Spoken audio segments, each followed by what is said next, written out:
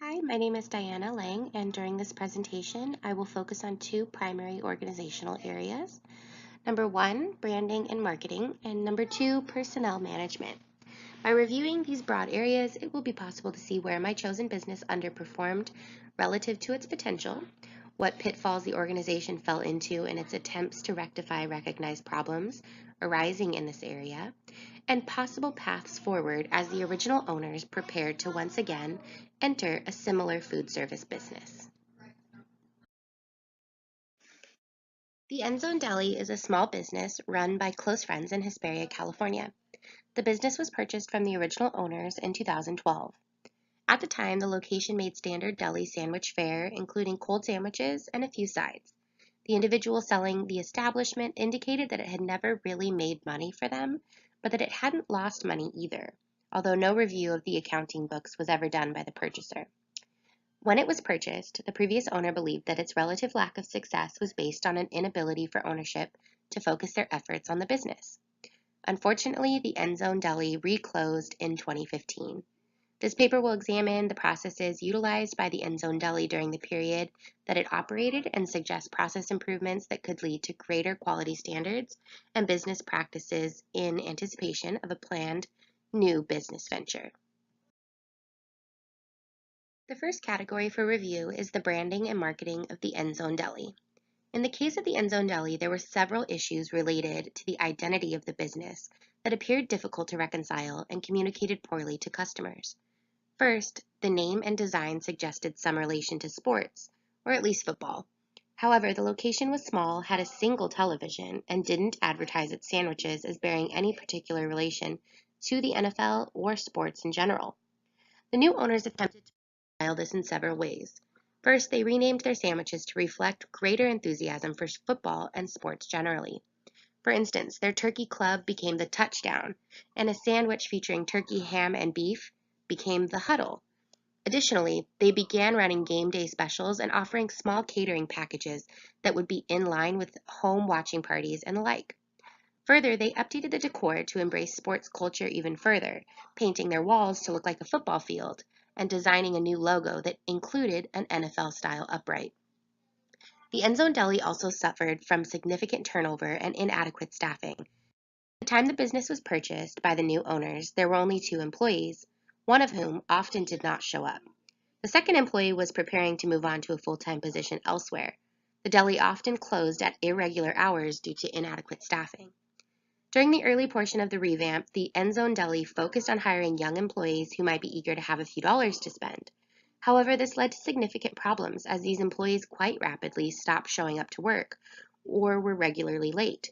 Eventually, the Zone Deli was able to locate one full-time employee who was responsible for much of the revamp's success, but she eventually left for a higher paying job as a kitchen manager. This left ownership performing much of the work and relying on spotty hires for the rest.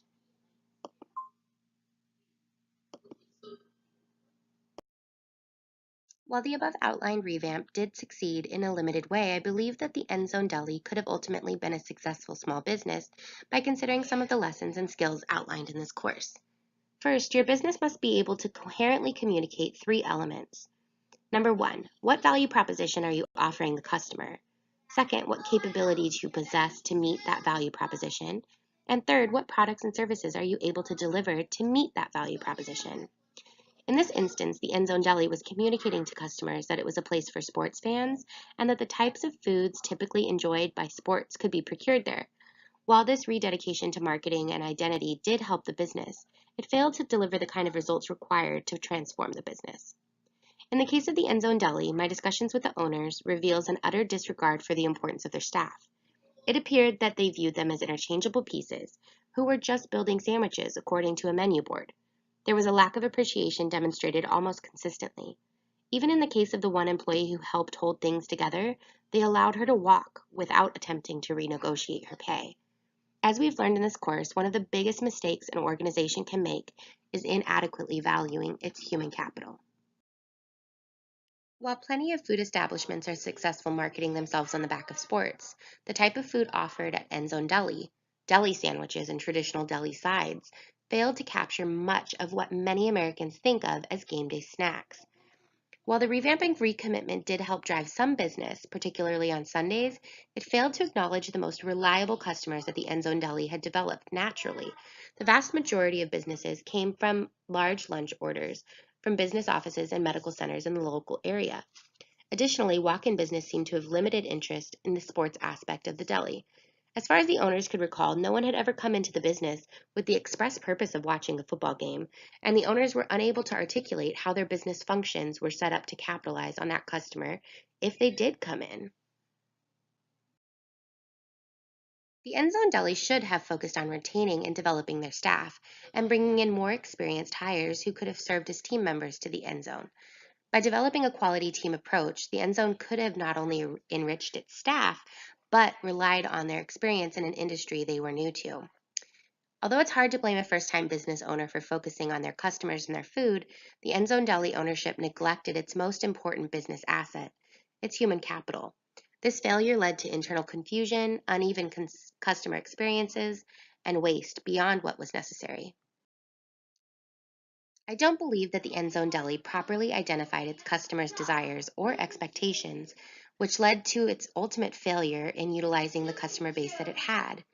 Further, the End Zone Deli pushed forward on a path that made little sense given both its customers' expectations and its capability constraints. Its approach to personnel management additionally left much to be desired. This failure led to internal confusion, uneven customer experiences, and waste. By focusing on properly identifying the customer's requirements, correctly aligning their company identity with those requirements and expectations as outlined above, the owners of the End Zone Deli could experience greater success in their future business ventures. Additionally, recognizing the importance of their human capital and appropriately leveraging it is critical to ensuring that those customer requirements and expectations are performed in a satisfactory manner.